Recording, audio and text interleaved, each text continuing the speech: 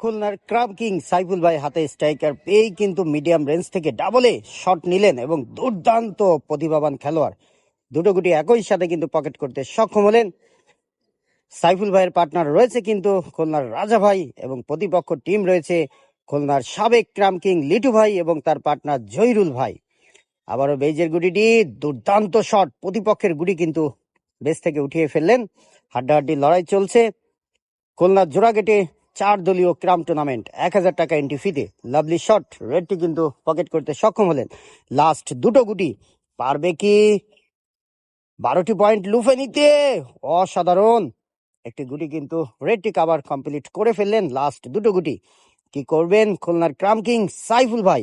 আবারও মাঝমাঠ থেকে, তবে বেশি একটা সুবিধা করতে পারেননি।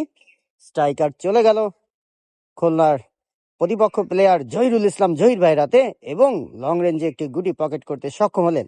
হাড্ডাহাড্ডি লড়াই চলছে এই 4 দলীয় ক্রাম টুর্নামেন্টে।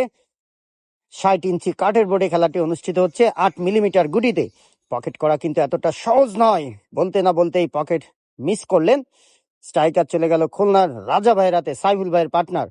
দেখে শুনে মিডিয়াম রেঞ্জ থেকে স্লিপ শটে পকেট করার চেষ্টা করছেন এবং লাভলি শট পকেট করলেন। লাস্ট গুটি, তবে প্রতিপক্ষের গুটি কিন্তু বিট করতে হবে যদি পকেট করতে হয় এবং টানা খেলতে হবে এবং তিনি সেটি করলেন, তবে সুবিধা করতে পারলেন না। কিন্তু স্ট্রাইকার চলে গেল সাবেক ক্রাম কিং লিটু ভাইয়ের হাতে এবং ডাবলে সেট বানিয়ে খেলার চেষ্টা করছেন।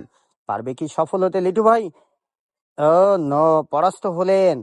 এখনো কিন্তু 12টি পয়েন্টের হাতছানি রয়েছে।